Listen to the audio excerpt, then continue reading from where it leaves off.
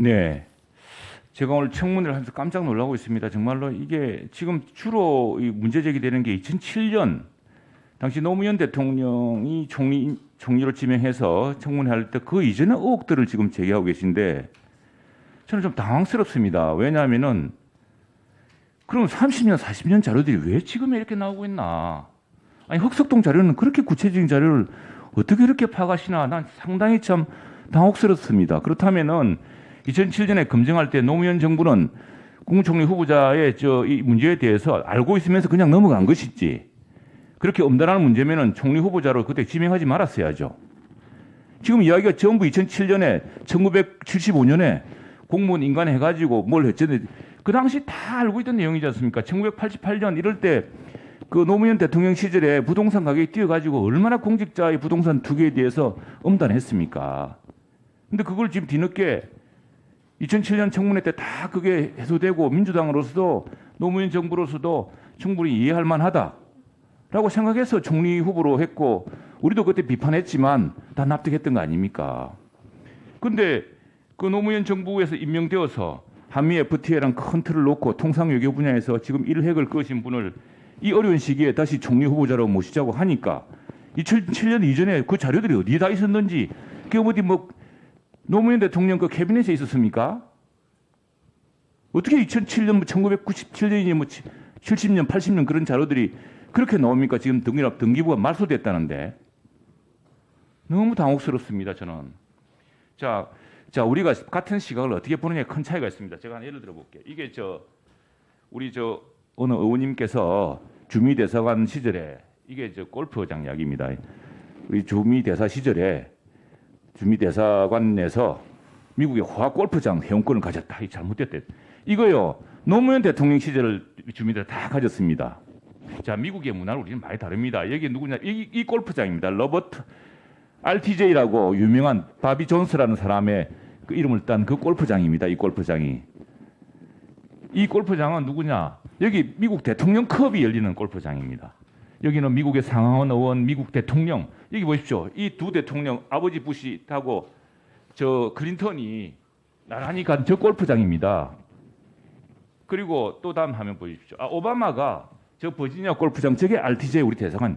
그러면 우리 대사께서 좀 고급 외교하려면은 저런 분들 주말에 만날 수 있는데 가야 되지 않겠습니까?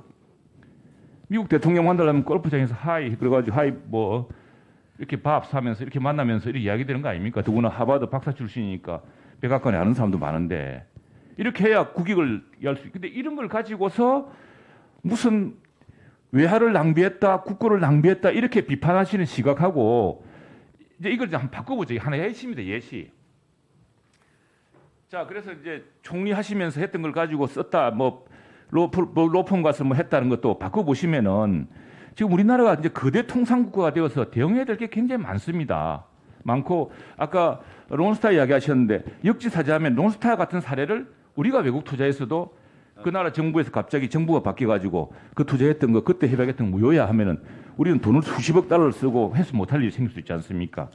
그런 것 때문에 이런 국무총리 후보자 같이 통상교섭 분야도 능숙하고 총리로서 모든 문제를 해보신 분을 쓰시는 것이다 생각합니다. 그리고 아까 집 문제 나왔는데 제가 마침 미국인 친구 중에서 특파원 딸린 친구 중에서 그 친구가 나중에 서울에 어느 그 NGO의 재단에 와서 이제 서울 사무소장이 됐습니다. 아시겠죠? 미국 사람들은 한국에 집 사고 이런 거 허용하지 않습니다. 렌트를 5,000달러 가율로 나온다고 해서 청운동에 집을 구했는데 그 위치나 그 규모가 보면은 지금 총리 후보자 집하고 비교가 안 되는 거거든요. 그건 오히려 너무 싸게 준 거 아닌가 생각이 듭니다. 그게 지금 10년 동안 6억이라고 하니까 월 5,000달러거든요. 따져보면은. 그래서 이런 것도 좀 균형을 잡혀서 좀 후보자의 이야기도 좀 들어주시자는 이야기고 무엇보다 큰 문제는 그리고 뭐 엄청나게 돈을 많이 벌었다는데 많이 벌었죠. 많이 벌었지만 세금도 많이 내지 않았습니까? 5억씩 벌어가지고 2억씩 세금 냈습니다. 그리고 이게 뭐 그 돈이라는 게 달라서 아까 우리 김의겸 의원 자료 보니까 좋던데 그 자료에 보니까 모든 걸 합산해 주는 겁니다. 그냥 뭐 비선이 이런 것들 그냥 후보자가 다 책임져야 되니까 이 개인이 다 책임지는 구조 맞죠? 그런 식이죠. 그렇습니다. 법인 카드도 없습니다. 그리고 카드 내역이 하나도 없다는데 한 해 한 5, 6천만씩 카드 썼다고 지금 서명을 했고요. 그래서 자꾸 그 노무현 정부 때부터 임명하시던 분을 그래서 큰 그 경험을 쌓으시던 분을 우리 국가적인 문제를 이렇게 너무 난타하지 말자 이런 제 생각이고 아니 말로 아까 얘기했지만 아니 우리 당에도 총리 후보자감이 왜 없겠습니까? 안철수 또 위원장도 왜 총리 후보자로 거명되지 않았습니까? 그러니까 우리 주호영 위원장 같은 분 계시고 그런데 우리가 한덕수 후보자를 모신 이유가 다 알지 않습니까? 그리고 아까 또 겪어보니까 또 돌아가신 장인께서는 김대중 대통령 지원하시다가 정치적 탄압받아가지고 세무조사가 받으신 그런 역사까지 있는데 그렇게 우리가 힘을 합쳐 드시기 아닙니까? 또 하나 이제 보겠습니다. 자 이제 CPTPP 우리가 지금 굉장히 퍼펙트 스톰에 처해졌죠.